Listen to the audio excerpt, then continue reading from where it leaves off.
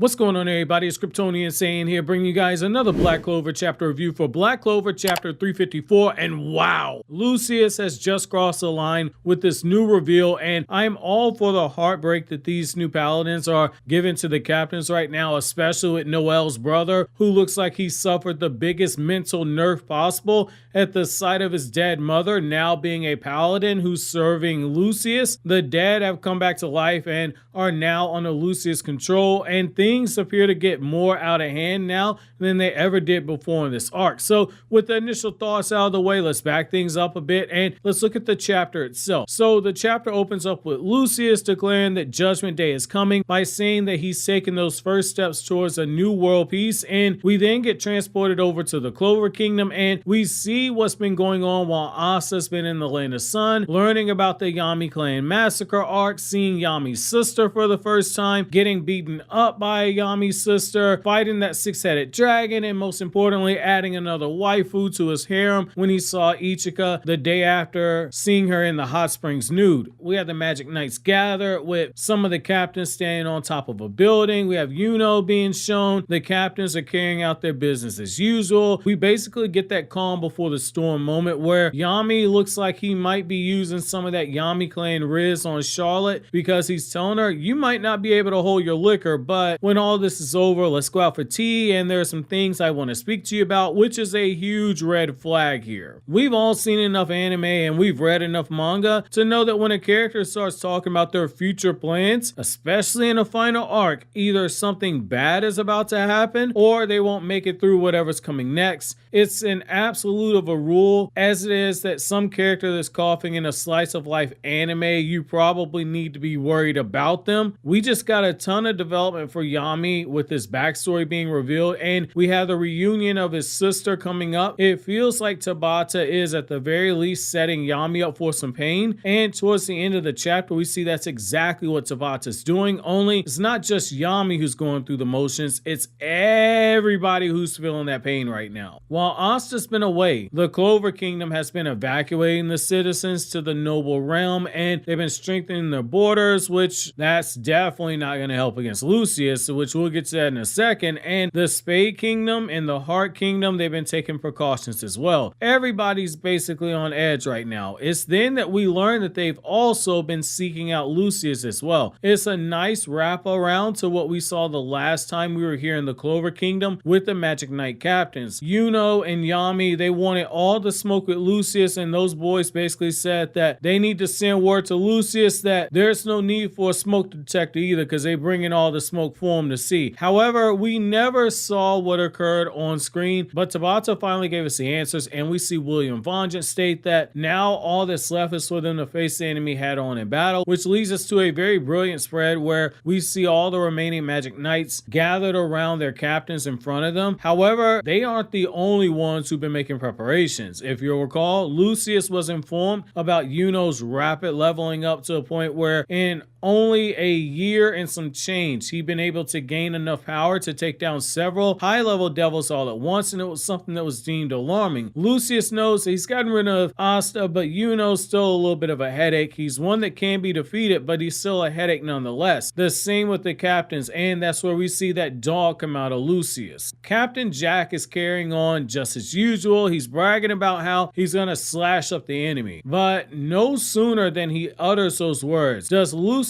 pull up in the most trollish fashion ever. He just zips down right behind this man Jack after he does all this trash talking, and he casually says what's going on while he's grinning at Jack. It's kind of like seeing a little kid get caught doing something that they weren't supposed to do, and you catch them right in the moment as they're doing it. And basically, Lucius didn't just bring a belt for a butt whooping. Instead, he brought something much worse, and Charlotte and Yami are the first ones to realize what's happening here. It's then that we see a man who appears to be knocked that shows up, but it's actually his older brother, Morgan, who has been made into a paladin by Lucius. And in the next panel, we see Morgan go from his normal appearance to his paladin appearance. Within seconds seconds of his arrival, Jack loses an arm and he gets the Boruto hole in his stomach by Morgan's attack. The design that we see is very similar to what we've seen with the other Paladins, but the true beauty in this chapter is the fact that we see Yami is so shocked at both the sight of Morgan's face as well as hearing his voice that Yami literally drops a cigarette out his mouth. Meanwhile, the Crimson Lions are faced with a daunting challenge with the Paladin that's in front of them, but we see Mereoleona ready for battle like always. The Silver Eagles, on the other hand, they're confronted by their former captain Acier Silva, the mother Noelle and Nozel, and we see the Steel Warrior Princess in all of her glory ready for battle. But one thing of note here is that when you look at her grimoire, she's missing that Clover mark, which is going to be something we have to keep our eyes on moving forward. This one, out of all the battles we're about to see, has the most potential to be the most emotional fight, and Lucius is an absolute monster for making Noelle's mother return to fight her children. Symbolically, it's all coming full circle here. They bullied Noelle, and Noelle was blamed for the death of their mother. Now they have to face their mother, who's been brought back from the dead. It's cruel, but I'm looking forward to seeing how far Tabata is willing to push this one, especially once Noelle is forced to fight her own mother, especially given everything that Noelle's been through in the series itself. Lucius is going for the mental torture route with this one, and I can already see the Edo Tensei comparisons coming with Naruto, but unless we see feelings and emotions reverse the Paladin effect, I'm not going to go that far. Naruto was not the first shonen to bring the dead back to life in this manner, and Black Clover will not be the last one to do so. However, Tabata gets a Clover-shaped cookie, and he gets 20 points added to his score if he brings back Zora's dad, because we got that connection to Lucius there, and that will be something that's a huge deep cut back towards something we got earlier on in the series. As the light beams begin to start breaking through the sky, we see this child declare that they've seen an angel as Lucius has appeared up above, which, wow, Tabata's really going for it with this one. And Lucius declares that he's going to bring happiness to the world.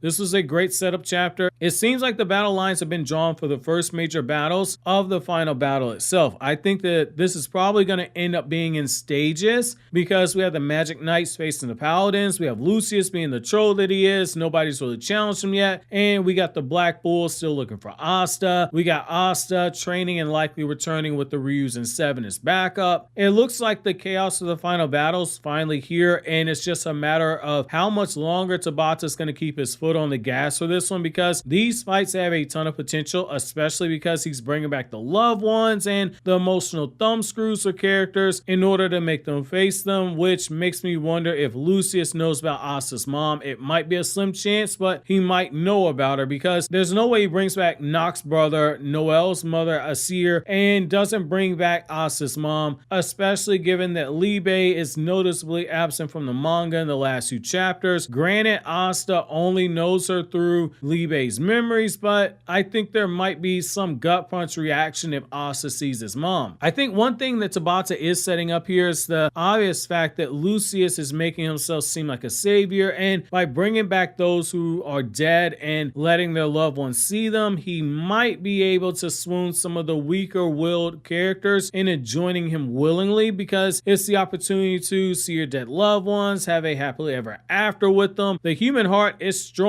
but at the same time, the human heart is also weak, because grief is a funny thing. It can be years after the death of a loved one. Some deaths, they just stay with you and they don't ever go away. The questions I have going into these chapters is, which devils are we going to see with these Paladins? Because there's a pattern going on here, and if I'm not mistaken, we only have 2 or 3 Supreme Devils left if we go into the dark corners of the internet and start looking up demonology. Now, the last question I have is actually going to be my chapter question, though. Given that Asta, Zetten, and anti-magic exists, would that actually reverse those who've been brought back to life by the Paladins, where they stay alive, but they say lose magic that Lucius used? Or would they just go back to the afterlife? This has potential to go sideways if it's done wrong, but I've enjoyed the final arc so far to where I'm just going to trust the bots and let them cook. However, I'm curious to know you guys' thoughts on this. While you think that over, click here to watch these other Black Clover videos you see on the screen right now.